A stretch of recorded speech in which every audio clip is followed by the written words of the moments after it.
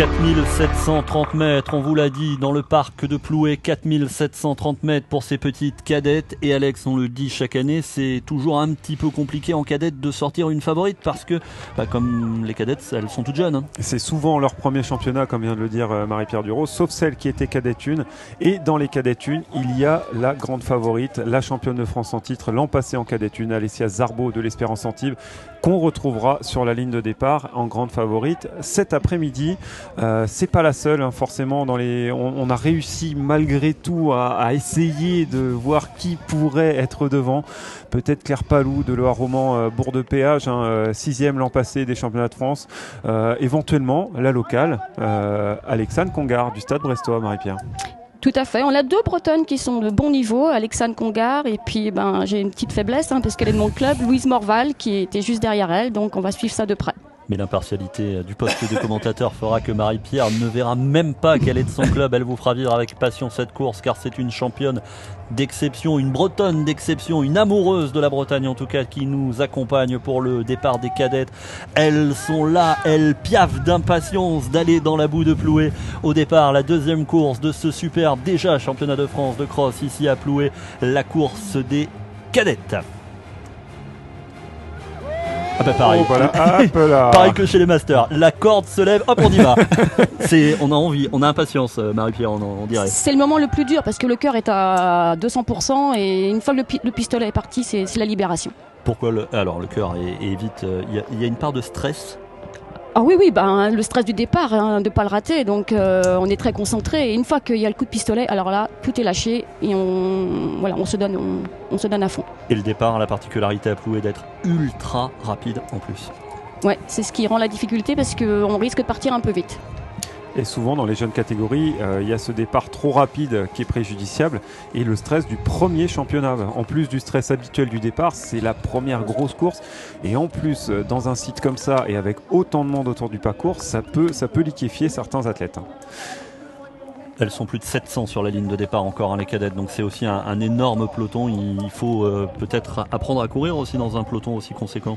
Ah oui, savoir se placer, ne pas rater pour celles qui sont favorites leur départ, parce que sinon après c'est de l'énergie perdue à remonter.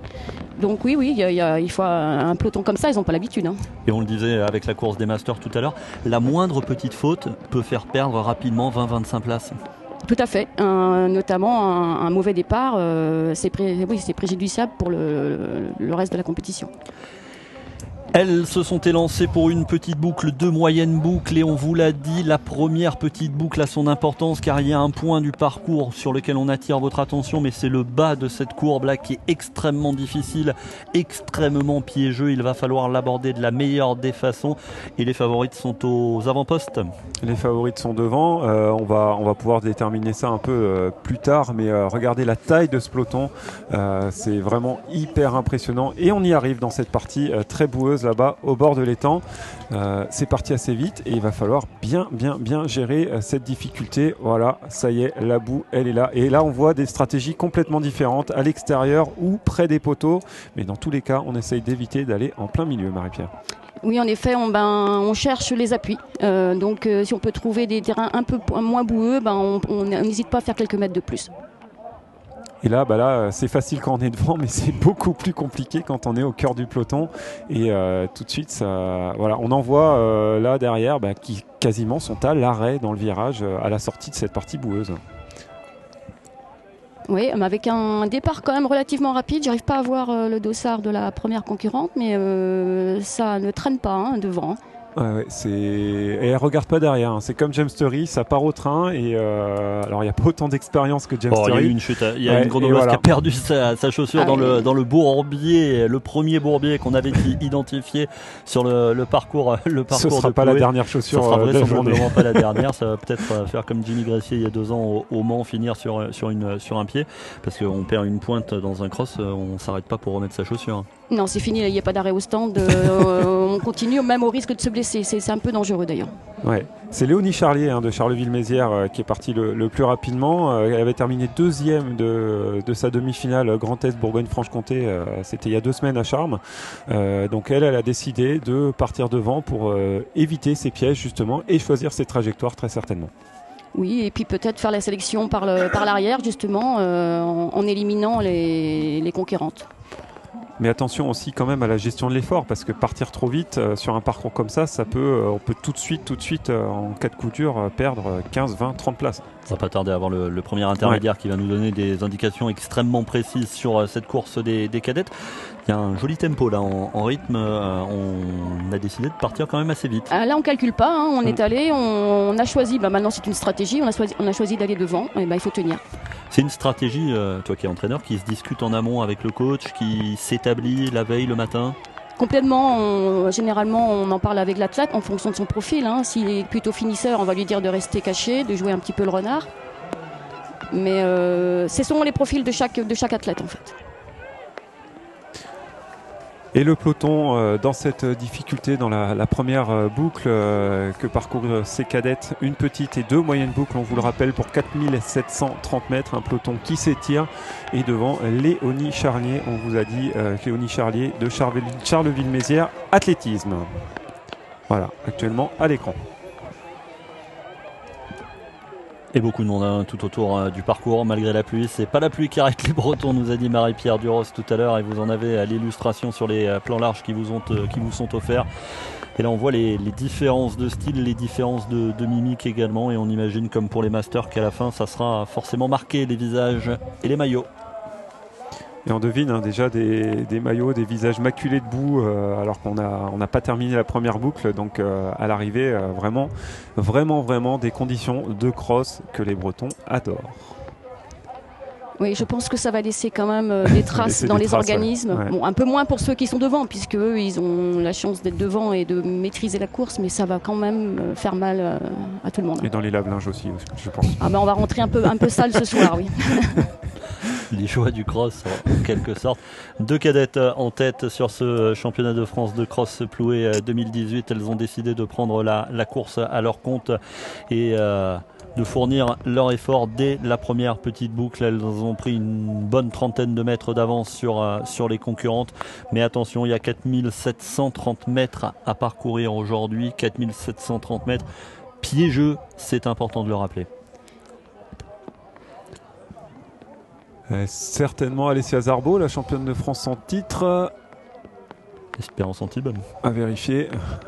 Mais en attendant, voilà, elle est plus toute seule en tête, Léonie Charlier du Charleville-Mézières. Et regardez l'allure dans la boue, là, c'est vraiment très compliqué à gérer. On a l'impression, Marie-Pierre, que c'est un stop. En fait, on arrive et on s'arrête. Ah, mais c'est tout à fait ça. Hein. Moi, pour avoir couru aussi dans la boue, on a l'impression d'être stoppé, surtout quand on est un peu moins à l'aise que d'autres dans cette partie de terrain. On n'arrive pas à trouver les appuis, donc c'est très dur musculairement. Et c'est ça que t'aimais, c'est la boue? C'était quoi j'imagine que chaque coureuse a ses préférences. Ouais. Toi, c'était quoi ton terrain préféré? Ah non, moi j'étais plutôt pistarde. Je préférais les terrains avec des appuis. Donc avec des bosses, ça me gênait pas, mais avec des appuis pour pouvoir utiliser mes qualités de pied. Et éventuellement avec un toit aussi. Et un petit anneau de 200 mètres. Et voilà, c'est pour ça que je me débrouillais bien en indoor. Une question qu'on s'est déjà posée et qu'on nous pose beaucoup sur le hashtag CFCross, car les tweetos, les internautes peuvent réagir en direct. On parle beaucoup des triathlètes parce qu'ils viennent aussi faire la saison dehors et la saison de cross. Cette jeune fille qui est en tête fait du triathlon. Est-ce que c'est un terrain qui peut correspondre aux triathlètes ? Ah oui, dans l'effort, ça correspond complètement aux triathlètes puisqu'ils sont habitués à faire des efforts course à pied, vélo, natation. Donc c'est des gens très endurants. Donc je pense que ce type de terrain doivent leur convenir. Pour la petite info, Didier Rivet qui est à l'écoute et qui est extrêmement précis nous dit qu'Alessia Zarbo a fait 3e aux France d'Aquathlon en 2017 et qu'il est entraîné par le papa d'une certaine Cassandre Beaugrand. Autre triathlète de renom, on verra tout à l'heure. On verra tout à l'heure. Belle coureuse Cassandre Beaugrand aussi. Hein. Très belle, oui, en effet. Ouais. Et elle avait tenté de battre mon record de France du 3000, elle a échoué à quelques dixièmes. T'aurais accepté que ce soit elle qui le batte? Tout à fait, c'est fait pour être battu les records. Léonie Charlier, Alessia Zarbo, Claire Palou, Margot Zajac, Alexandre Congar, voilà les 5 de tête, rien n'est fait, vous voyez les écarts sont minimes, à peine 10 secondes entre les 6 premières. À ce niveau-là, 6 secondes, on est bien d'accord, on n'a pas encore d'indication précise. Hein. Alors rien n'est fait encore, oui les écarts sont très minimes et qu'il y a encore certainement une moyenne boucle à faire, donc il va falloir tenir. Va falloir tenir, mais voilà, devant, ça accélère une nouvelle fois avec Léonie Charlier du Charleville-Mézières Athlétisme. Elle a vu revenir Alessia Zarbo sur elle. Est-ce que peut-être elle s'est dit il faut que j'en remette un coup, juger son niveau ou Je pense qu'elle doit en avoir encore en réserve, puisque pour remettre une accélération, elle aurait pu temporiser et dire j'attends un peu et je la remets un peu plus tard, mais non, là elle est repartie de suite, donc je pense qu'elle est en bonne forme aujourd'hui et en effet l'écart se creuse. Et est-ce que se montrer aussitôt dans la course, c'est bien, c'est pas bien? Ah, ça c'est un choix d'athlète. Moi je suis pas pour ça vraiment. J'aime bien observer, jouer au renard, regarder comment ça se passe et porter l'accélération quand il faut. C'est peut-être plus facile quand on peut compter sur un sacré finish. Voilà, tout à fait. Voilà, c'est vrai, il y a ça aussi. Il y a des gens qui justement sont finisseurs, donc ils vont garder les réserves pour faire le sprint, et d'autres qui vont devoir éliminer les gens au train pour pas avoir ces finisseurs derrière eux. Là, cette partie, elle est difficile. Ouais, la partie boueuse, là, puis là, en montant en plus, les appuis on n'a pas beaucoup d'appui.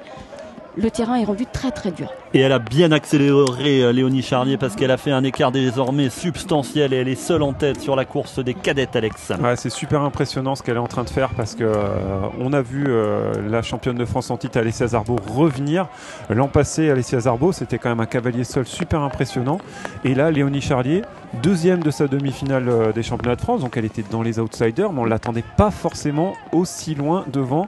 On est à peine à la mi-course, rien n'est fait, mais pour l'instant, elle donne très très belle impression. Même question, on l'a dit, Zarbo, est-ce qu'elle n'a pas accéléré un peu trop vite pour revenir sur la tête et peut-être griller des cartouches? Ouais, est-ce qu'elle a de revenir un petit peu plus progressivement, la laisser avec 10 mètres, 15 mètres devant, jouer avec elle? Maintenant, est-ce qu'elle a les ressources? On voit bien quand même que devant, a priori, elle a l'air quand même au-dessus, donc aujourd'hui, elle a l'air plus forte. Puis on voit ses appuis fuyants, vraiment, là, regardez les visages marqués de ces cadettes, c'est un vrai parcours de cross, c'est ce qu'on dit depuis ce matin. Ah oui, c'est vraiment difficile et ce n'est que la deuxième course, donc en fin de journée, j'imagine pas le circuit, quoi. Ça va être pire, ça va être beau. Ah, ça va être beau, ouais. À regarder, oui, mais à courir, je pense que ça va être dur. Si vous êtes à l'hôtel, les crosses courts, les crosses longs et que vous écoutez Marie-Pierre Duros, mettez du 25 en pointe, sortez les piolets. Alors, un bon 15, ça va suffire parce qu'il y a quand même du sol en dessous, mais c'est vrai que là, il faut mettre une bonne dimension sous les pointes pour pas glisser. Léonie Charlier de Charleville-Mézières, seule en tête pour l'instant sur cette course des cadettes. Vous l'avez pleine piste. Je pense que ça va être dur. Jouer désormais une belle avance et regardez les chutes, on en parle et on en reparle sur ce ralenti qui nous est proposé. Un appui fuyant et bing, on part au sol. Et là effectivement on perd 20-30 places. Et derrière, le moral, on prend un coup. Ah oui, complètement. Et puis, c'est qu'on est déjà fatigué, donc on n'a plus de bons appuis, donc on glisse et voilà. Et généralement, on est un petit peu en déroute. Emma Chebel, qui est allée au sol avec cet appui fuyant, on lui souhaite évidemment d'aller au bout de la course, d'aller au bout de son championnat de France, parce qu'on le disait aussi, il y a ce classement par équipe qui a une vraie importance. Ah oui, ça c'est l'enjeu par équipe est super au niveau de la compétition, et c'est vrai qu'on arrive à créer une bonne dynamique dans les clubs avec ce classement. Léonie Charlier est seule en tête sur cette course de championnat de France de cross à Ploué. Elle était deuxième de son interrégion, 15e des championnats de France de cross l'hiver dernier. Belle progression donc de cette demoiselle. Mais certainement un parcours qui lui convient mieux. Parce que l'an passé, Saint-Galmier, c'était sec. C'était un hippodrome avec beaucoup moins de relance, beaucoup moins de difficultés, de variété. Et là, on voit la difficulté, elle est à l'image. Tout de suite, c'était vraiment très, très, très impressionnant. Et là, voilà, là, ça glisse un peu, mais on sent que ça la perturbe pas tant que ça, cette traversée du bourbier près de l'étang, parce qu'il n'y a pas d'autre mot. Voilà, elle est quand même très sereine et elle choisit, comme beaucoup, comme James Story tout à l'heure lors des courses des Masters, d'être le plus près possible des barrières pour essayer d'accrocher les 3 brins d'herbe qui peuvent encore rester. Mais vous voyez, c'est quand même pas facile, mais très très impressionnant. Elle a des bons appuis, et trouve des appuis dans les parties difficiles, c'est ce qui fait la différence avec les autres. La lecture du terrain a une véritable importance aujourd'hui. On entend beaucoup Marie-Pierre depuis hier, on se promène sur ce parcours, on sort de l'hippodrome, on n'est pas sur un hippodrome. Oui, c'est vrai.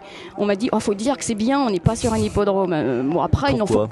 Parce que c'est souvent réservé, enfin c'est qualifié comme plat, pistard, et que les vrais crossmen ou women ne s'y retrouvent pas. Mais bon, je pense qu'on peut trouver des hippodromes avec un peu de relief aussi et pouvoir fournir un beau spectacle. Mais c'est compliqué de trouver des structures justement qui peuvent accueillir autant de monde, à avoir du parking et tout ça. Donc on n'a pas beaucoup de sites de ce style-là. Mais c'est vrai que c'est bien. C'est très agréable d'avoir un spectacle comme ça avec une vision pour les spectateurs qui voient très loin les athlètes. Alors on va faire un tout petit peu de radio parce que vous le voyez peut-être pas à l'image actuellement, mais là c'est un déluge qui est en train de s'abattre sur Ploué. Il pleut vraiment très très fort. Ça a aussi un impact, peut-être pas sur la première, mais sur le moral des troupes, de se dire on est qu'à mi-course et on en prend plein la tête. Ouais, une fois qu'on est parti, c'est moins gênant puisque le plus dur c'est l'échauffement sous la pluie, attendre sur la ligne de départ. Là on y est, on est dans la galère, donc on est plus à ça près quoi. Mais c'est pour la suite, parce que ça continue à se dégrader le terrain, donc ça va être terrible. Marie-Pierre Durose nous le dit depuis qu'elle est avec nous. Attention, on va vivre une fin de championnat de France de cross à Ploué dantesque, parce que le parcours sera tout simplement dégradé, sera marqué par les courses précédentes et qu'il va falloir être très très très solide pour les courses de cet après-midi. Un petit prono chez les filles ? Oui, je verrais bien Duarte tirer son épingle du jeu dans ce type de parcours. Ouais. Et chez les garçons ? C'est ouvert. Hein. Chez les garçons, je voyais Carvalho, moi je le voyais bien, avec ce qu'il vient de faire au semi. Pourquoi pas ? Après, je mise une petite pièce. Eh ben allez, on note tout ça et on verra si c'est toi la grande gagnante. Là sur ce plan large, on peut apercevoir derrière les poursuivantes Léonie Charlier seule en tête, et derrière il y a un petit groupe qui est en train de se former pour tenter d'assurer le tempo, pour tenter de limiter la casse sur celle qui est aux commandes, seule en tête de ce championnat de France de cross, Alex. Oui, Léonie Charlier, 10e des championnats de France cadette l'an passé sur 1500 mètres en cadette 1. Elle a fait un peu de 800 cet hiver, donc elle a travaillé la vitesse. Et son journal, l'Ardennais, qui la classait meilleure chance ardennaise de la journée, ils sont en train de la saisir, la chance, les sociétaires de Charleville avec Léonie Charlier. C'est hyper impressionnant ce qu'elle est en train de faire. On ne s'attendait vraiment pas à un cavalier seul, et encore moins de Léonie Charlier aujourd'hui. Bravo à elle pour l'instant. Estelle sur le hashtag CF Cross nous dit: regardez les championnats de France de cross avec ce parcours de malade, me rappelle des beaux souvenirs. T'es d'accord, c'est un parcours de malade? Ah, c'est un parcours de malade. Ouais, c'est une belle maladie quand même. Mais c'est une belle maladie et c'est un beau parcours quand même, il faut le souligner. S'il n'y avait pas eu la pluie ce matin, il aurait été vraiment nickel. Et Laetitia, elle, sur le hashtag CF Cross, dit tout simplement grosse pensée aux filles. Tout simplement, moi je suis dans mon canapé et je les applaudis. Et effectivement, on apprécie ce spectacle mis en image sur la web TV de la Fédération française. Vous vivez en direct et en intégralité les courses. Le cross s'offre de la visibilité sur la web TV parce qu'il faut montrer le cross, il faut donner aussi envie aux jeunes d'en faire de ce cross. Oui, mais en plus c'est une super école de l'effort, une super école du travail, du volontarisme et tout. Enfin, voilà, c'est très formateur le cross. Et pourquoi il décline alors? C'est la bonne question, c'est que moi je pense que déjà au niveau de la Fédé, je souhaiterais qu'on remette les championnats du monde, qu'on envoie tout le monde aux championnats du monde, tous les juniors filles, les juniors garçons, les seniors, les équipes complètes. Ça permet d'apprendre, ça permet de mobiliser, et qu'on redonne envie aux jeunes de faire du cross et d'aller chercher une sélection, quel que soit le résultat. Parce qu'au final, on retrouvera du résultat. Ça motive de se dire il y a une sélection au bout de l'effort. Mais complètement, de savoir, vous arrivez chez les juniors, de savoir que vous avez une sélection en équipe de France, c'est une grande motivation. Il faut passer par là, il faut redonner l'envie de faire du cross à tous ces jeunes, quoi. Et le monde scolaire peut avoir sa place également dans cette reconquête du cross en France? Oui, complètement. D'ailleurs, quand moi je vais sur les compétitions scolaires, quand je vois la masse de jeunes qui participent aux départementaux, régionaux, je me dis il y a un vivier et les jeunes ont le goût de l'effort, donc je pense qu'il faut qu'on trouve des solutions pour les ramener. Et tout le monde a fait du cross, on a eu l'occasion d'en discuter avec Renaud Lavillenie, avec Christophe Lemaitre. Ils ont commencé par le cross, c'est l'école du sport, tout le monde fait du cross. Ouais, Stéphane Diagana le disait aussi, c'est une super école. La musique qui est poussée au maximum sur le site de Ploué parce qu'elle entre dans la dernière ligne droite. C'est le coup de poker gagnant de Léonie Charlier. Elle laisse Alexandre Brunel sans voix. On a admiré sa prestation. Elle a pris le départ le plus rapide. Elle a mené de bout en bout la course et elle va être championne de France de cross cadette. C'est un moment d'émotion forcément. Et regardez la bagarre derrière pour la deuxième place. C'est super pour les cadettes. Je veux dire, gagner un titre de champion de France, être sur le podium, c'est une super truc. Le titre de championne de France pour Léonie Charlier, Charleville-Mézières, extrêmement contente de ce titre. 18:37, c'est le chrono à l'arrivée pour les 4730 mètres. Et attention, attention pour le podium. Alessia Zarbo qui a complètement explosé. Ah oui, il faut aller jusque la ligne. Ouh là là là là là. Regardez dans quel état on termine un cross de championnat de France sur un parcours comme ça. C'est vraiment, vraiment impressionnant jusqu'où peuvent aller les athlètes. Voilà, Alessia Zarbo qui fera 6e après son titre l'année dernière. On l'a dit, les cartes en cadette sont très très dures à jouer. Léonie Charlier, championne de France de cross 2018. Un titre cadette, ça marque dans une carrière? Ouais, c'est une étape. Pour moi, c'est bien si on l'a préparé avec des entraînements, je dirais, de cadettes. Et c'est une étape pour aller plus loin. On va y revenir ça parce que c'est important, des entraînements de cadettes, ça c'est très important. Le podium, Alex? Le podium, donc la victoire de Léonie Charlier de Charleville-Mézières Athlétisme devant Anaïs Delassus du Vernouillet Athlétisme et Claire Palou de l'EA Roman Bourg-de-Péage qu'on avait annoncé dans les favorites. Et derrière vous continuez de voir l'arrivée de toutes les athlètes de cette course des cadettes. 18:37, ça n'a pas traîné en route non plus. Non, c'est vraiment... elle avait très très bien préparé son affaire, Léonie Charlier, et elle a laissé de soin à personne de prendre le rythme et d'imprimer un rythme qui a fait très très mal à tout le monde.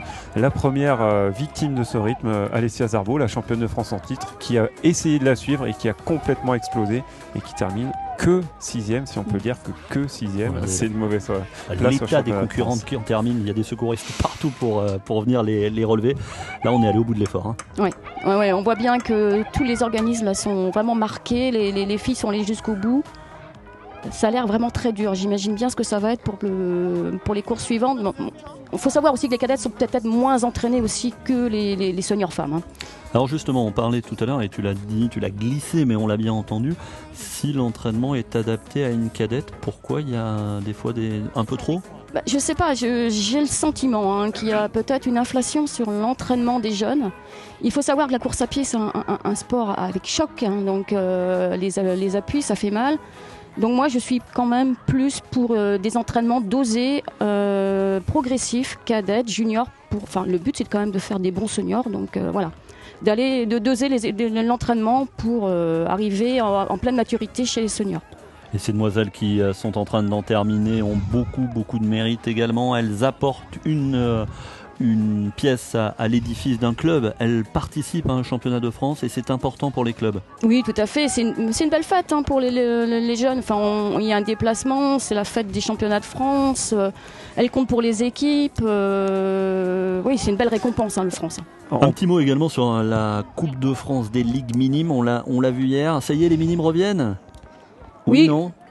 Ils reviennent. Voilà, on a mis en place, la fédération a mis en place, c'est vrai que cette Coupe de France, c'est bien tant que ça reste des championnats par équipe. Moi, je suis complètement contre des championnats individuels chez les minimes parce que là, on va encore aller vers l'inflation de l'entraînement. Donc, restons prudents avec les minimes aussi parce qu'on est en pleine formation chez les minimes. Donc, par équipe, c'est très bien. C'est aussi pour ça qu'on l'aime, Marie-Pierre Duros. C'est parce que quand elle a quelque chose à dire, elle le dit. Voilà. Patrice Gergès, on va lui poser la question tout à l'heure sur les sélections de l'équipe de France et pourquoi on n'amènerait pas des jeunes dans tous les championnats. Il sera avec nous vers midi et on lui posera la question au directeur technique national de la Fédération française.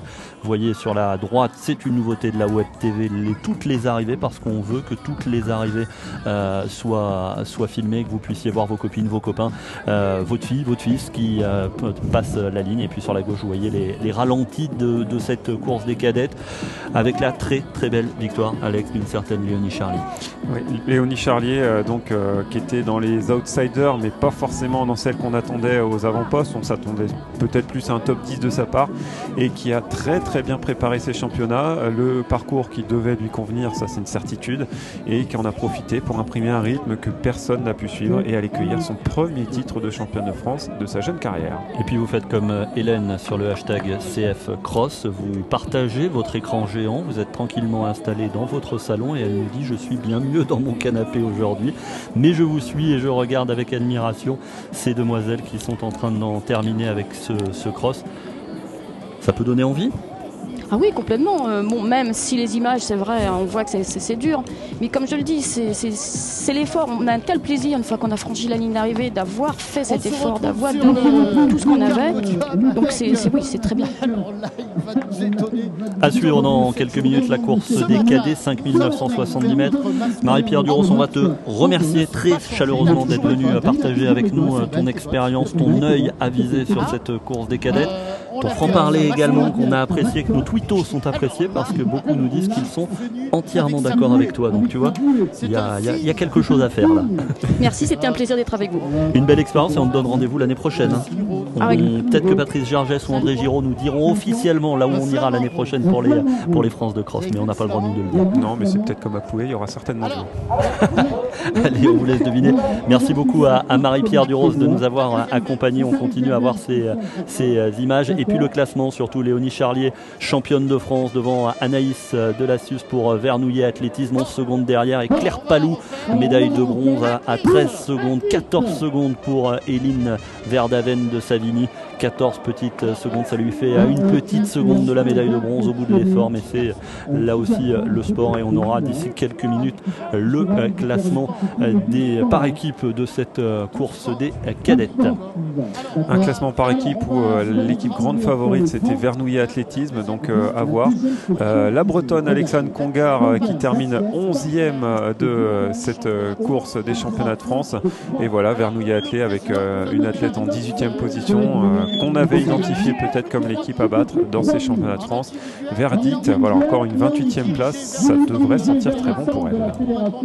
Pour répondre à cette question, il y aura aussi un départ, on vous proposera de gagner des cadeaux, de l'eau. Merci beaucoup. Bon, Retour en direct sur les championnats de France de cross. Marie-Pierre Duros, on est en train de raccompagner Marie-Pierre Duros vers le terrain de cross. Quel bel apport, hein, Marie-Pierre Duros, ce regard aiguisé, ce regard toujours à la pointe. Et puis le regard de l'éducateur, mais aussi le regard de l'ancienne athlète de très haut niveau. Donc vraiment un point très intéressant de l'avoir avec elle. Et on va avoir un autre intervenant tout aussi intéressant. Alors avec une carrière d'athlète peut-être moins prolifique, mais il va apporter toute son expertise lors de la course des cadets. Les intervenants qui se multiplient sur cette web TV, c'est très important parce qu'on voulait cet apport également, ce regard extérieur sur ce France de cross. Dans quelques instants, c'est les cadets qui vont nous rejoindre, et avec nous en cabine, Loïc Rapinel. Bonjour. Comment ça va? Très très bien. T'étais toi aussi au bord du parcours tout à l'heure. Un petit mot d'abord sur Ploué 2018. Formidable, hein. Formidable. Vous avez vu les arrivées des cadettes, c'est très très très dur, hein, aujourd'hui. Et alors cette Bretagne, tu peux nous en parler toi? Oui, je connais. Alors tu l'as quitté, tu es revenu? Oui, voilà. J'ai parti quand même plusieurs années, hein. J'ai été un peu partout. Un petit peu en Rhône-Alpes aussi, une bien belle en région. En Rhône-Alpes, oui. À Grenoble et au Club d'Aix-les-Bains. Au Club d'Aix, et maintenant tu es président de Passer en courant, on aura l'occasion d'en reparler. Mais Marie-Pierre le disait, j'imagine que tu vas le dire aussi, la Bretagne, elle attendait ce championnat de France de cross, et on le voit. Oui, depuis Carhaix, on l'attendait. 18 ans. 18 ans. Et là, c'est une belle réussite, hein. Parce que malgré la pluie, vous avez vu le nombre de spectateurs ce matin? C'est quand même extraordinaire. Ouais. Et puis ça va aller de mieux en mieux. De mieux en mieux. Marie-Pierre Duros, qui est bretonne, comme Alex Brunel, qui est avec moi dans cette cabine, me disait c'est pas le crachin qui va arrêter les spectateurs. Ah non, c'est pas le crachin qui va arrêter. Marie-Pierre a été formidable dans son commentaire tout à l'heure. C'est vrai? Tu vas être aussi bien? Ah oui, mais alors, je crois qu'on va attendre beaucoup d'années avant de retrouver une athlète comme Marie-Pierre. Comme la puce des noms. Ah oui. T'as les yeux qui brillent quand tu parles d'elle. Oui, elle était extraordinaire.